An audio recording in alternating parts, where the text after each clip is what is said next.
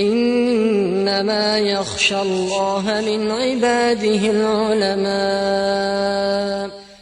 الحمد لله رب العالمين والصلاة والسلام على نبينا محمد وعلى آله وصحبه أجمعين ومن تبعه بإحسان إلى يوم الدين أما بعد. Allah subhanahu wa ta'ala, de par sa grande miséricorde, nous a accordé certaines opportunités afin d'expier et de nous faire pardonner nos erreurs et nos péchés auprès de lui. Et cela montre l'indulgence et la clémence de notre Seigneur subhanahu wa ta'ala envers ses créatures. Et dans quelques jours, bi'iznillahi ta'ala, nous allons atteindre le jour de Ashura, qui correspond au 10e jour du mois de Muharram. Donc premièrement, à quoi correspond le jour de Ashura? Ce jour, il correspond au jour où Allah subhanahu wa ta'ala a sauvé le prophète Moussa alayhi salam de Pharaon et de son armée.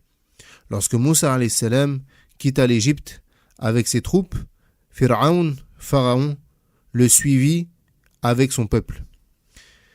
Et Moussa se dirigea donc vers la mer avec son peuple, alors que Pharaon et son armée se rapprochaient d'eux.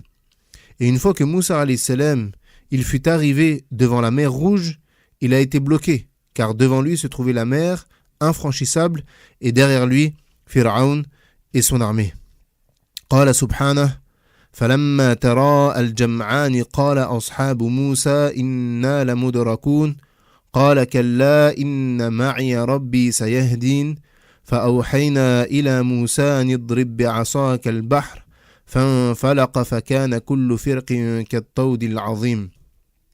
Allah subhanahu wa ta'ala, il dit selon la traduction approximative, puis quand les deux parties se virent les uns les autres, les compagnons de Moussa dirent, nous allons être rejoints. Il dit, yani Moussa, jamais, car j'ai avec moi mon Seigneur qui va me guider. Alors nous révélâmes à Moussa, frappe la mer de ton bâton. Elle se fendit alors et chaque versant fut comme une énorme montagne. Donc Moussa alayhi salam, il frappa la mer et la mer s'est ouverte en 12 chemins. La mer s'est ouverte en 12 chemins secs. Et lorsque Moussa alayhi salam ainsi que son peuple empruntèrent le chemin de la mer et en sortirent de l'autre côté, Pharaon et son armée les suivirent. Et une fois que l'armée de Pharaon se trouva à l'intérieur de la mer, Allah subhanahu wa ta'ala ordonna à la mer de se refermer sur eux.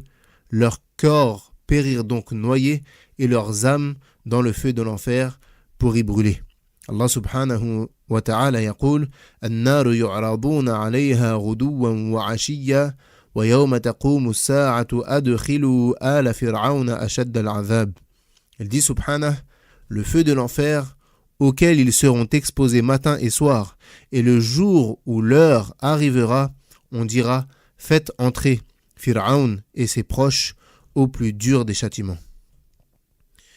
Et Pharaon ainsi que ses armées servirent d'exemple pour les générations futures. قال تعالى وجاوزنا ببني إسرائيل البحر فأتبعهم فرعون وجنوده بغيا وعدوا حتى إذا أدركه العرق قال آمنت أنه لا إله إلا الذي آمنت به بنو إسرائيل وأنا من المسلمين.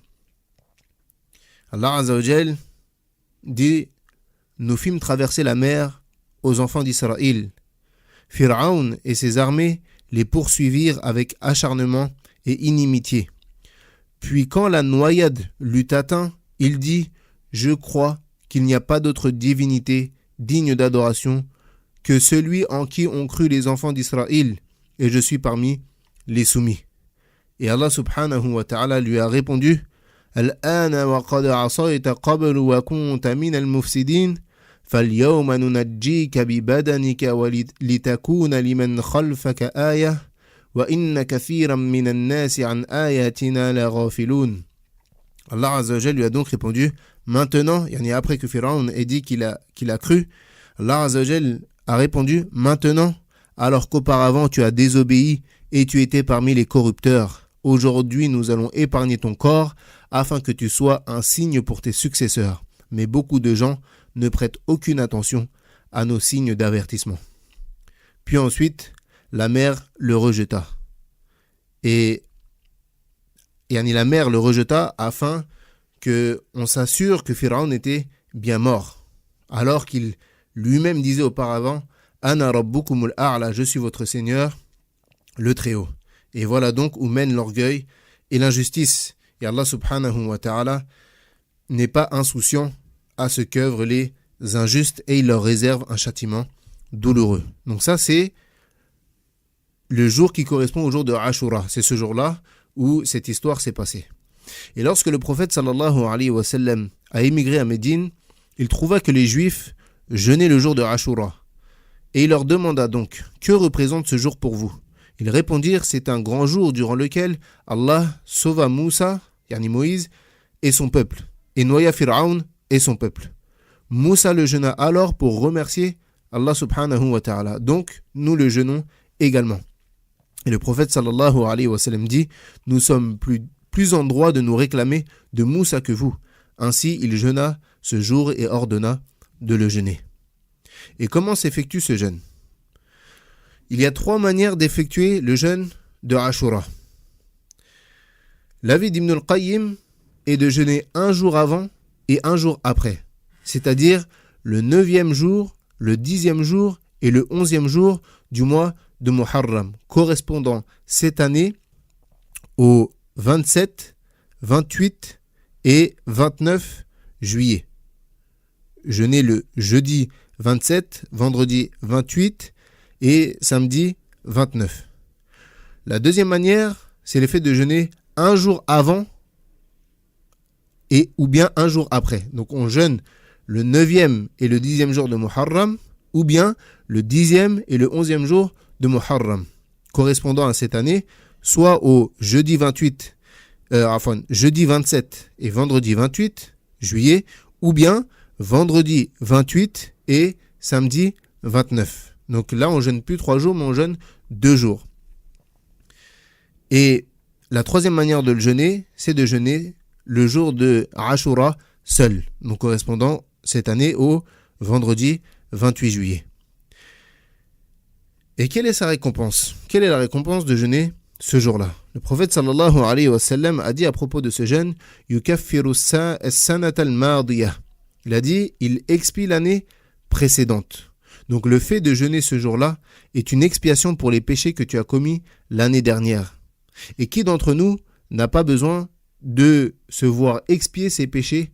Et qui d'entre nous n'a pas transgressé et outrepassé les limites de notre Seigneur durant l'année passée? Donc toute personne est concernée par cela.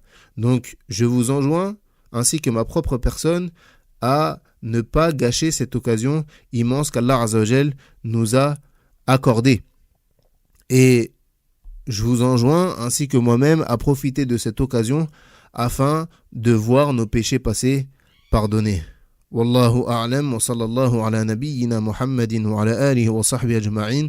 سبحانك اللهم وبحمدك أشهد أن لا إله إلا أنت أستغفرك وأتوب إليك